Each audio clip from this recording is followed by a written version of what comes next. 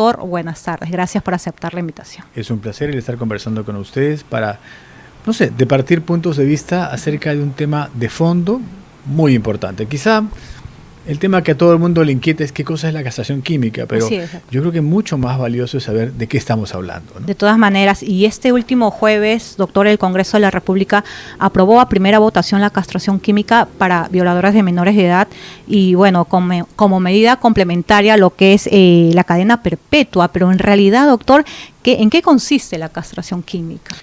Este segundo acápite, que es la propuesta, que es la castración química, sí tiene muchos falsos entendidos, ¿no? De la población por lo menos, porque la gente a veces entiende de que este castigo que se le quiere infligir al infractor, en este caso, es quitarle los testículos o mutilarlo, situación que la ley no lo permite. Lo que se está hablando es de la utilización de medicamentos, en este caso inyecciones o pastillas, que actúan en distintos niveles, cuyo objetivo es bloquear el efecto de una hormona que la producen los testículos, que se llama la testosterona.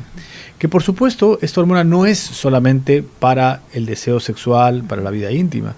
Cumple otras funciones de regulación en los seres humanos, en los hombres, como por ejemplo, está vinculado a la densidad del hueso, a la cantidad de masa muscular, a la cantidad de grasa corporal.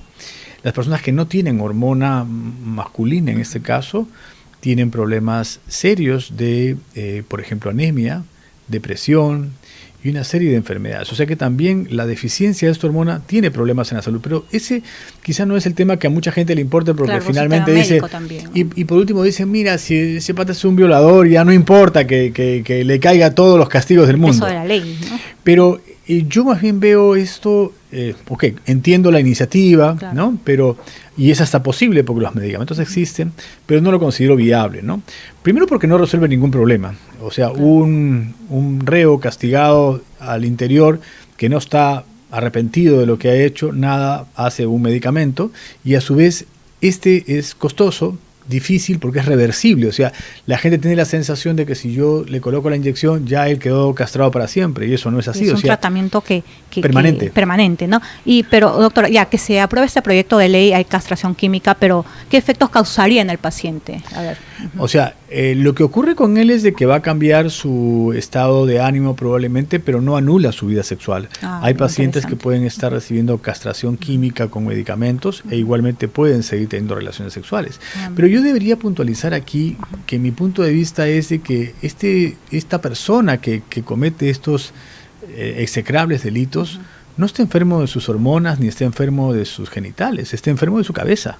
O sea, lo que él tiene es un trastorno psicológico muy severo que hay que analizar en todo su contexto, ¿no? O sea, yo creo que la mirada debería darse para proteger a futuros niños que pueden ser violados, que son producto de una sociedad que no está enfocando su preocupación en la salud mental en cada barrio, en cada casa de nuestro país, porque muchos de estos violadores, fíjate, han sido víctimas de violencia infantil y muchos no públicos, ¿no? Porque sale normalmente en los medios aquel asesinato, aquel tema dramático, pero ¿cuánta gente realmente es víctima de abuso sin que sea reportado por vergüenza o porque no se haya denunciado para conocer esos casos, ¿no? Y muchas veces son reincidentes. Totalmente. Ellos, ¿no? Yo más bien creo que el que está preso, por lo menos más allá del castigo, está adentro, o sea que mal podría, ya no tiene otro niño donde podríamos contactar. Pero ese es el tema, doctor.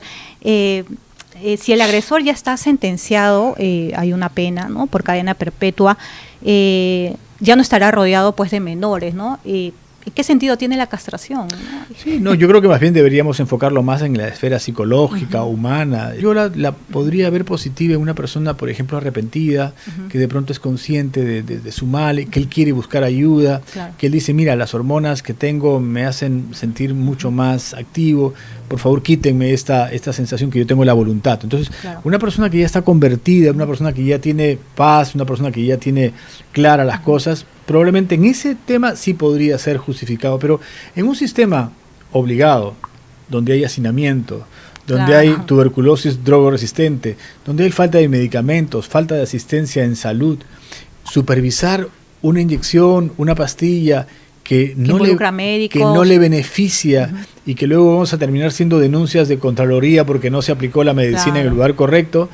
Yo creo que usted dijo, doctor, disculpe, un tema de costo. ¿Cuánto saldría ¿Cada aplicación es mensual? Depende de lo que se cada use, 6 ¿no? meses? Los medicamentos pueden ser más baratos o más caros. Los hay, como te digo, desde pastillas diarias con efectos indeseables más potentes hasta inyecciones de al mes, como la de Epoprovera, por ejemplo, que es un progestágeno, o inyecciones de más largo plazo, como Luprolide, que es un análogo.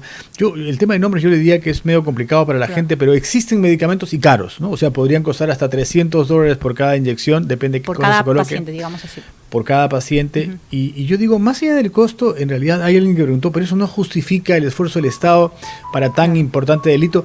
Yo creo que sí, y mucho, aunque sea la vida de un niño. Pero el problema no es ese. El problema es de que yo, al castigar al violador, no estoy protegiendo a los niños que están afuera indefensos. Entonces yo creo que deberíamos enfocarnos, reitero, en una cultura preventiva, tomar la decisión de tratar de llevar con profesionales, psicólogos o el personal que sea necesario para estar cerca a la gente, desde cada barrio, desde cada casa, porque este es un tema que convive con nosotros. O sea, quiero que seamos conscientes que el violador está viviendo en la casa de uno de nosotros y necesita ser diagnosticado.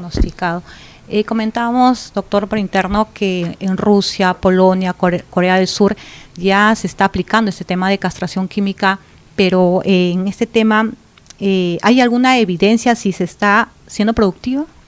Yo creo que para responderte a esa pregunta tendría que manifestarte de que los problemas de abuso a menores y ese tipo de delitos es mayor en las sociedades menos consolidadas, menos organizadas, donde existe pobreza, donde existe ausencia de autoridad y de buenos valores, ¿no? Los valores o sea, que son importantes. Yo creo que en medida de que la sociedad es más alta, este tipo de delito es mucho menor. Entonces, claro, si yo voy a sistemas carcelarios donde existe un buen tratamiento del reo, con tratamientos especiales, psicológicos, porque si hay un abordaje psicológico, hay un arrepentimiento, hay una solicitud de medicamentos, entonces el tema tiene sentido. Claro. Pero si esto simplemente es obligado para castrar a alguien, porque yo digo, ese es para enfermarte, para quitarte hipotéticamente la hormona, entendiendo que la hormona es la causante de su problema, entonces ahí sí hay una discrepancia, porque probablemente yo tenga más hormona que el violador, y eso no me hace a mí violador. Y de todas maneras, doctor, se está analizando de un tema médico, pero el análisis de otros especialistas como el psicólogo, el psiquiatra, es importante también en esos casos. Es más importante. Claro. Yo digo que es más importante. O sea, este es un problema que lo tenemos en nuestra cabeza y que hay que entender que esta es una persona que está mal ahí, psicológicamente tiene un trauma, tiene un problema, y eso hay que atenderlo, es un ser humano. Y más bien hay que atenderlo antes que él cometa un delito, una falta o una de estas conductas inapropiadas que comienzan con tocamientos, que comienzan... Estos personajes andan captando gente por internet, o sea, no es que de pronto, wow, me encontré con un niño y hago un delito, no, tienen la suficiente inteligencia para hacerles un seguimiento, una captación. Entonces, esas personas sí tienen que ser determinadas y diagnosticadas en cada lugar de nuestro país. Entonces, yo creo que la política asistencial tiene que ir hacia eso, hacia un modelo de cercanía y de atención primaria.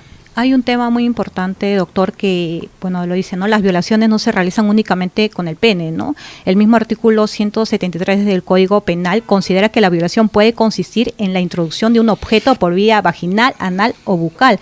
¿Qué medidas se tomarían en estos casos, no?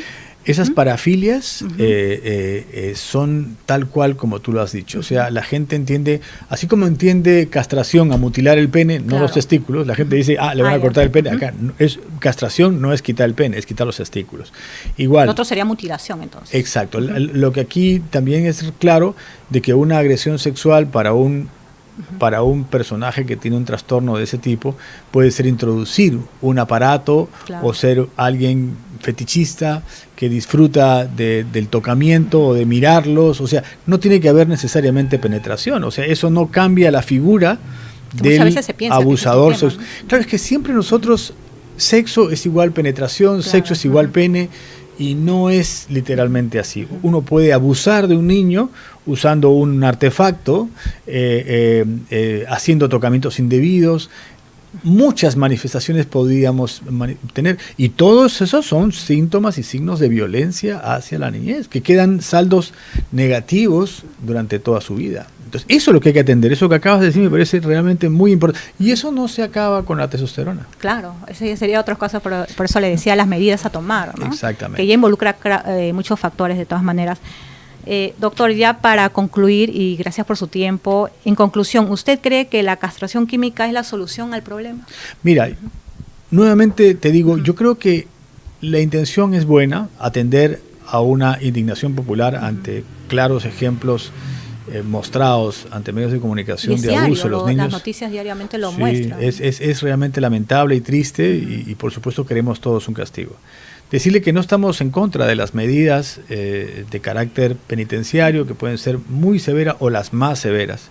Sin embargo, a pesar que existen medicamentos, porque estos son diseñados para otras enfermedades, o sea, es posible hacer una castración química, yo creo que es bastante difícil, viable, y yo técnicamente pienso de que no es la solución al problema. Creo que el enfoque tiene que ser psicológico, multidisciplinario y preventivo. O sea, tenemos que voltear la torta de ver el castigo en el infractor para mirar y proteger a los futuros niños que pueden estar en riesgo y que no sean un motivo de noticia en el futuro. Y como usted dijo, doctor, los valores que lamentablemente se están perdiendo en la sociedad. Nuestro gran problema en la sociedad son los valores en la sociedad civil. Desde simples cosas. Mira, el delincuente, antes de ser delincuente, comienza infringiendo faltas, ¿no? O sea, primero a lo mejor puede ser un jueguito de llevarse esta llave o de llevarse un celular, y luego se convierten en una forma de vida. O sea, yo creo que esas cosas se ven en casa.